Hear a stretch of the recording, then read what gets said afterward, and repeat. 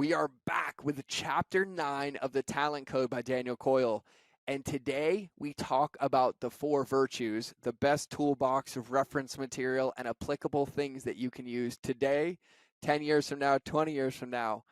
But this one is a rock star. This one is the one I would save. This is the one I would come back to. I'm going to listen to this one again. And I even talk about in the episode how I wrote these things down. They are really, really powerful reminders. And also, I'm just going to say this: whipped cream and shit, and the rest will make sense in the podcast. So let's get into the show.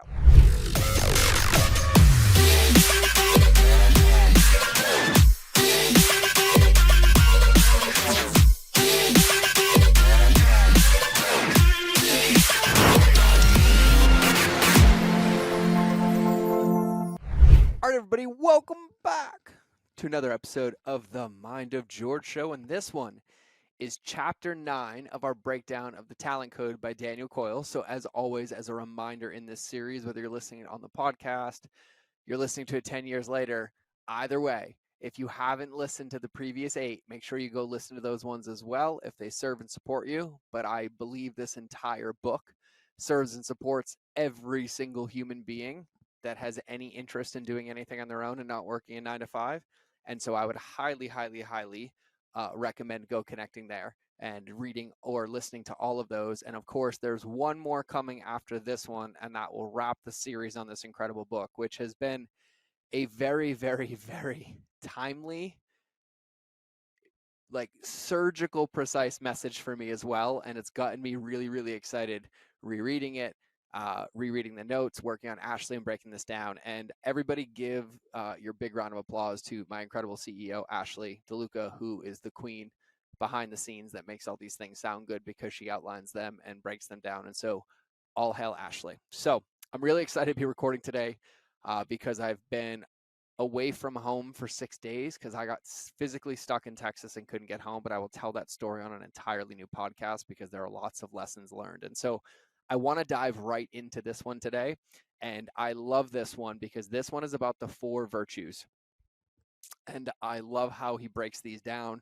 I love how they're explained, and I love how we can weave them in and out of examples, both in my business and most likely with you listening. I want you to listen through the lens of your business, right? Whether that's a product, coaching, service, anywhere where you interface with customers, this is all applicable. So whether you have a desire to be a coach or not, in order to be a great leader in your business, in your team, or even just in your family, mastering the art of teaching is an invaluable skill that you can learn to master. So today, I'm going to be using teaching and coaching interchangeably. So if you're not a coach, don't worry. This isn't coach. If you're not a teacher, don't worry. However you label yourself. But if you help anybody achieve anything, whether it's through products, services, your words, or anything, and you are helping them solve a problem, achieve anything, move forward in their life, then you are a teacher or a coach. Just you don't have to label it that way. So listen through the lens, irregardless of how I interchange them. So in the book, Daniel, he describes coaching as a long, intimate conversation. It's a series of signals and responses that move toward a shared goal, which, by the way, I absolutely love that. In order to do this effectively and efficiently, there is a combination of several different qualities that the best coaches, teachers, and leaders have. And they were summarized in his book. He calls them the 4 virtues. So I'm going to break down the 4 virtues and explain what they are. So the 4 virtues are, the first one is the matrix. The second one is perceptiveness. The third one is the GPS reflex. And then the fourth one is theatrical honesty, which I love Ashley's notes in there because she basically is poking fun at me. So I can't wait to get to that part with you.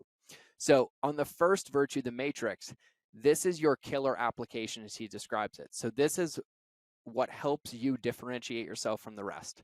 So in this book, he specifically references it as your depth of knowledge towards a specific subject. So for me, I would like to feel like my matrix or my killer application would be customer journey. Also would potentially be mindset coaching and maybe facilitating events. Now, I am far from the best in the world at it, and I'll get to that more in this episode. And how that applies. But I would say that that is my matrix. So think about that for yourself as we're going through this.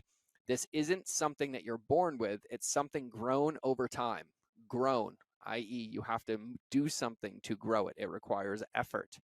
It's grown over time through a combination of the two principles that we've talked about already in the previous chapters, which is ignition and deep practice.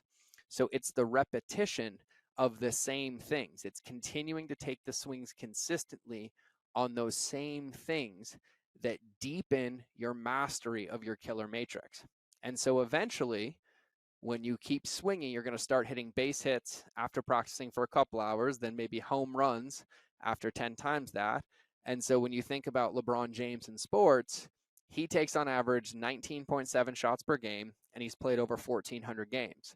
And that's in the NBA. That doesn't count his college career or the day he started playing basketball and all those years leading up to the 18 years and then all the hours of practice. That is just the calculated numbers of the games. And when you listen, or if you've ever listened or read the book Relentless by Tim Grover, he talks about this with Kobe Bryant as well, and references Michael Jordan. And when you start to understand the level of reps that are required to be at that level, it gets really, really exciting for me, because that means the more I practice, the better I'm going to get, and all of that's achievable. And so you do the math. It's the deep practice, by the way, another incredible book by Cal Newport called Deep Work. Deep practice that allows for you to truly master, to create the well of knowledge your students or customers will need to pull from. And it's also a life experience too, considering all the things that you end up going through in your life. And then for me personally, I literally look back at my life, and I'm not ashamed, but I've grown so much that I look back at how I used to tell my story 7 years ago, and I told it from this place of being a victim and how hard it was. And now I look back and I have nothing but gratitude for my life. I have nothing but gratitude for literally everything I ever experienced, everything I ever talked about. And that gratitude has allowed me to use those experiences in my life as a vessel to also connect with people and relate to people and let them know that I understand. And I've also made it out of some of those things, and I might be able to lend a hand. And so that application applied to the amount of reps that you put in basically makes you, I don't know another word than untouchable, because you're not just regurgitating from a book. You're not just respitting knowledge. Like, you have the knowledge and also the experience and the know-how on how to navigate. And all of that has given me a deep well of knowledge for anybody who comes into my world. And I think that that's amazing. So that is the first virtue. The second virtue is perceptiveness. And this is about, in simple terms, figuring out your student or customer and customizing the treatment, or does your prescription fit them, right? And so this is what I talk about all the time with the 4 paths to the peer, but also understanding that when we are helping people, when we have customers, no matter whether we have one product, hundreds of products, everybody is a little bit unique. And in order to be effective both in life and business, for lack of better terms, you have to understand your audience. And so football coach Tom Martinez, which, by the way, I have no idea who that is because I'm not a sports guy, but he has a really good metaphor for the process of perceptiveness. His metaphor is this: the way I look at it, everyone's life is a bowl of whipped cream and shit, and my job is to even it out. If a kid's got a lot of shit in his life, I'm going to stir in some whipped cream and vice versa. That has to be one of the best metaphors for coaching that I have ever heard in my life, especially when you think about in marketing, how we always talk about how 99% of people are moving away from pain.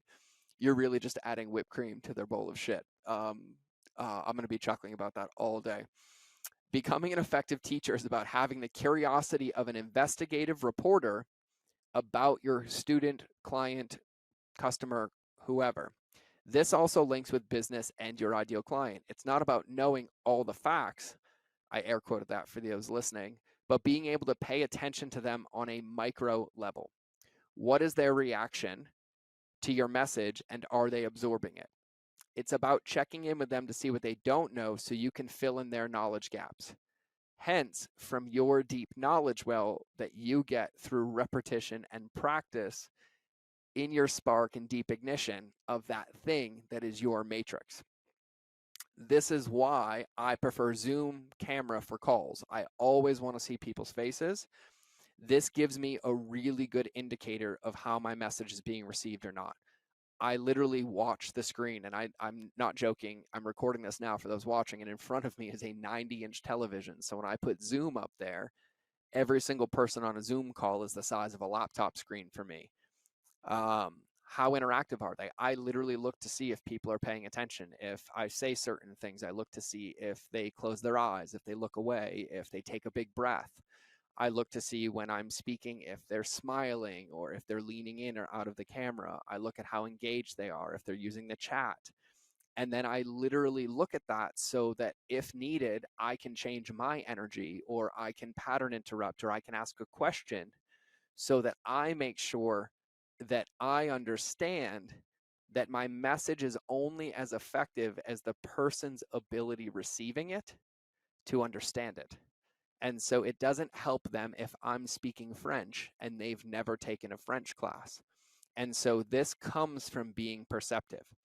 These are all the things that great teachers really dive into and understand how to navigate and adjust when teaching. The best speakers in the world as well, the best communicators. I mean, everyone listening to this or watching this has had an experience where you've been to a restaurant and just had the most incredible either hostess, wait staff, manager, where they're just so good at communicating and navigating the energy in the room. And it's just this pleasurable thing to be a part of. And so these are the things that people use, perceptiveness being a big one, when you can understand that you have a message, you have something to share, but you also have to make sure that the people getting the message can understand it. And that's where this virtue really, really comes in. It's not just about standing on the podium, it's about running the room in space, knowing your message is actually landing for them. So that is the second virtue, which is perceptiveness. The third virtue, his name, is called the GPS reflex. And when you plug in an address into your GPS, have you ever heard it say, please, could you swing a right in the next 500 feet? I would love it if I could like tone it to like an angry New York accent to yell at me. I grew up driving around Boston and New York. Or do you think you could maybe turn left at the light? Even with the fun new voices, all the directions are direct to the point and have more of a dictational tone to it, right? It's very like, take a right here, go left here. Most master coaches deliver their information to their students in short, vivid, high definition bursts. They speak in short imperatives. Now do X with the most common construction of you will implied, just like a GPS. And just to break the fourth wall here, in anything that I get coaching on and I get feedback on and I work on more than anything, it is my ability to break things down into vivid, high definition bursts. And so for those of you here, I apologize. I hope you have noticed an improvement over the years as I work hard to get better at it. But in the talent code, in the book, they break down a conversation of how this is done. But in short, it is about being concise, locating mistakes, and giving solutions with patience. You pick up small successes and don't make them stopping points. They become stepping stones into what they can accomplish next. So when you think about this in the lens of serving your clients, it isn't just about reaching a finish line, it's about pushing them to get to the next level, or getting to the next step, or getting one step closer to that finish line and beyond. And this is literally what it's like when I work with people. Like, no matter how much I slice it, no matter how much I try, I used to try to convince myself that I wasn't a coach, that I didn't want to be a coach, that I didn't want to coach people. And I feel like I was just lying to myself in the mirror, because there's nothing in the world that makes me happier, uh, barring like my children and a few core memories in my life, than coaching people. And I just wanted to clear that up, to be an integrity. And I truly, truly love it. There's nothing in the world that lights me up more. And in doing it, and I've been doing it since 2002, which brings me on 21 years of coaching adults, starting as a Marine and then getting into actually coaching entrepreneurs.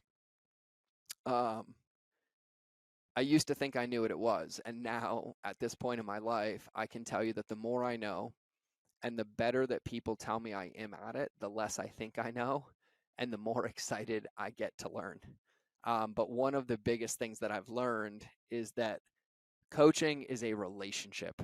It's not a transaction, and it's not a playbook or a roadmap that is followed step by step. Coaching is fluid, and it's a relationship where you agree on a container or a goal as a bumper, for lack of better terms, like at the bowling alley. But once that goal is set, it is not a linear path to get there. There are many leaps forward, many leaps backwards, and many adjustments made on many levels. Sometimes the emotional level, sometimes the business level, sometimes the habit level, sometimes the mindset level, sometimes the relationship level. And you can come in and out of them abruptly. You can spend periods in them. You can have lows and you can have ups. But if you increase the window of measurement, you can see how much progress is being made. But if you've ever seen those images of what success looks like, where they draw the straight line of the arrows and then there's the squiggly lines 8 million pieces away, and then you get there, that's what coaching is like. And that's the only way for it to be effective, because if it's not, you're just giving somebody something to memorize to try to do, which never changes the behavior. It doesn't empower them to fish. It doesn't hand them a fishing pole and say, hey, look, here's how you use it. It just feeds them over and over on memorization and habits that most of the time don't stick. They get frustrated and they're constantly feeling like it's never enough. And this is one of my favorite parts. And it was also the hardest lesson for me to learn, because there were many parts of me that I loved coaching, but the level of me required, I hid. And I wasn't willing to jump that deep in the water. And so my coaching wasn't effective because it would feel like I was telling them what to do rather than being what I taught or being in it with them. And then through years of feedback and many iterations of feedback, it's just one of those things that I just absolutely love. And that's why I love coaching so much, because coaching exposes the weakest parts of me every day and gives me a roadmap to work on them. And it just makes my heart happy. And I grow and learn just as much as I help other people. And so for me, that GPS reflex is something I'm working on, and it's something I'm here, but I just felt called to share that for whatever reason. But now let's get into the fourth virtue before I break down into tears. And the fourth virtue, and there's nothing wrong with breaking down into tears, but I want to finish the podcast for you. But the fourth virtue is theatrical honesty. And this is the one that I said earlier, that you were going to laugh at a little bit, most likely, because Ashley put notes in here for me. But if you come to one of my events, you will see this virtue happen to you. It's the process of inflection, right? Raising and lowering your voice, asking questions, trying to figure out how the room is reacting, trying to get a read or a barometer read on the room. It's a combination of yelling and jumping on tables sometime if you're watching me, and then dropping down on the floor and really hearing somebody and feeling that moves me to tears because I'm so proud of them.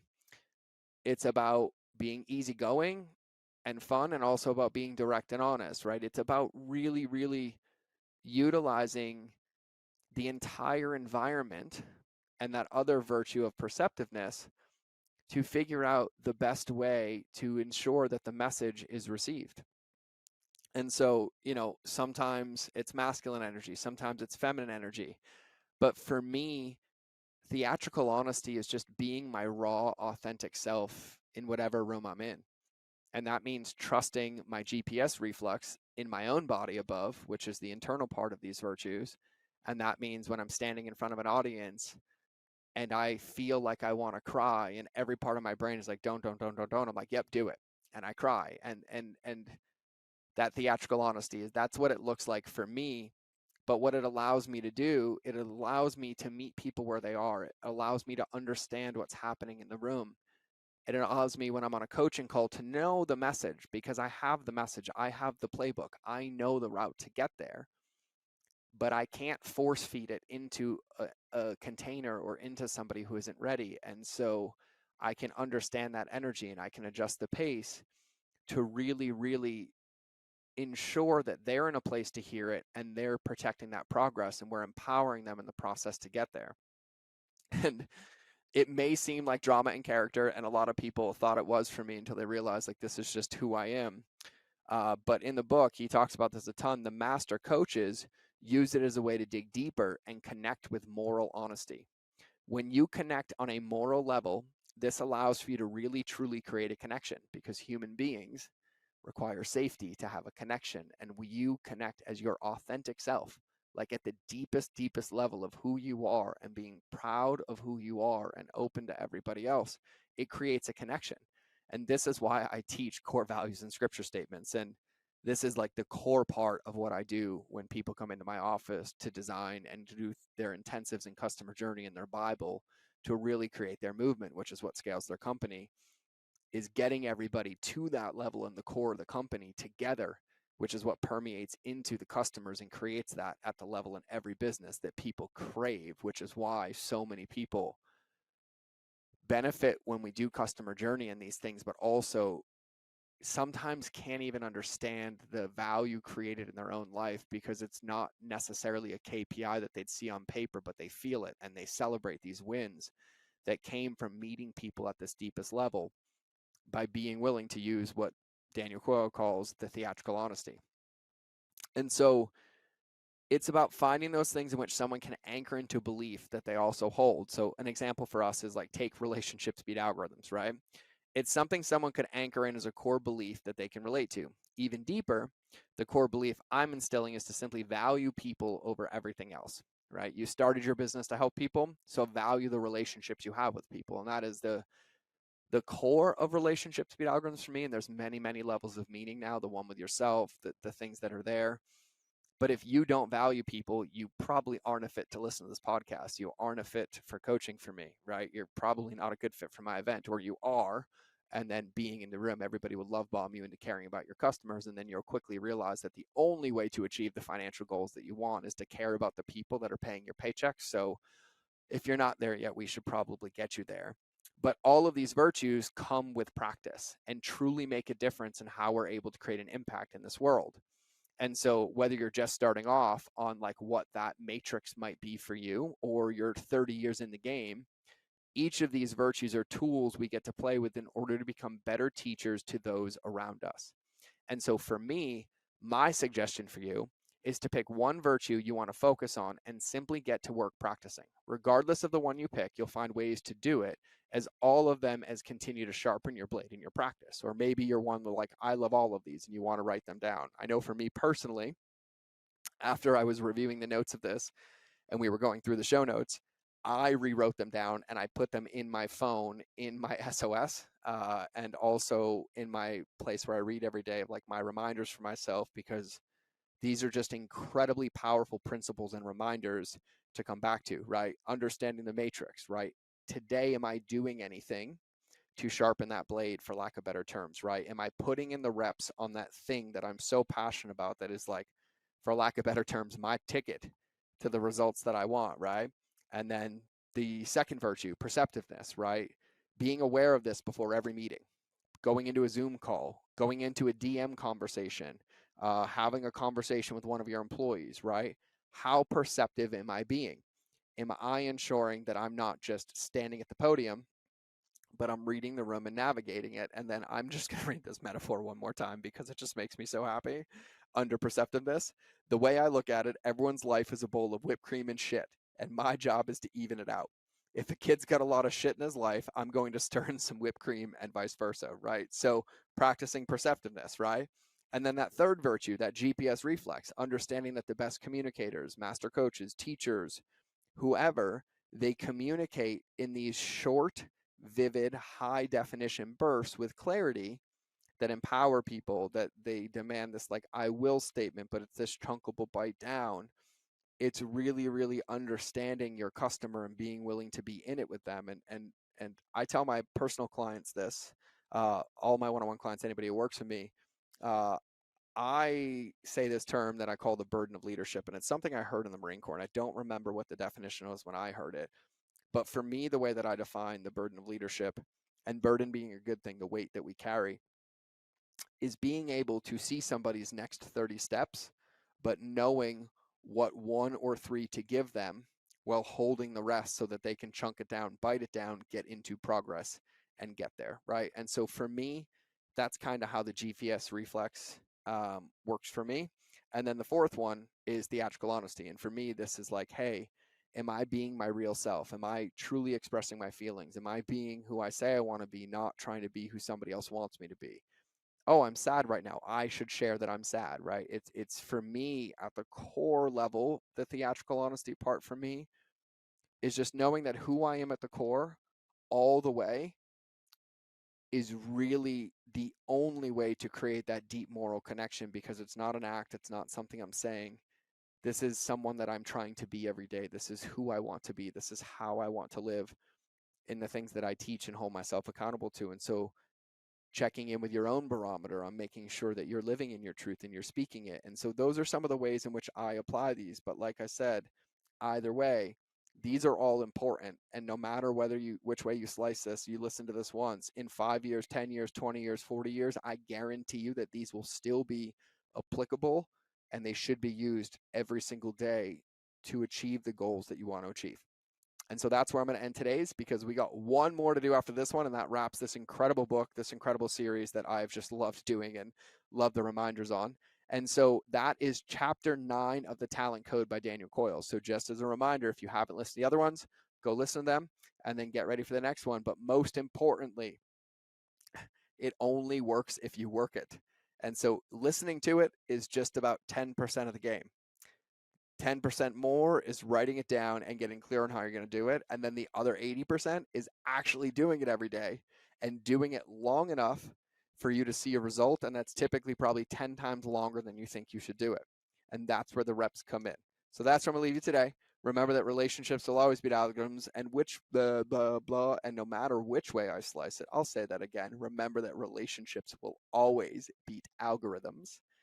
And no matter which way I slice it, I'm not going to probably ever get rid of the outro. So I will either see you in the next episode or you will hear me in your earballs. But either way, here's the outro.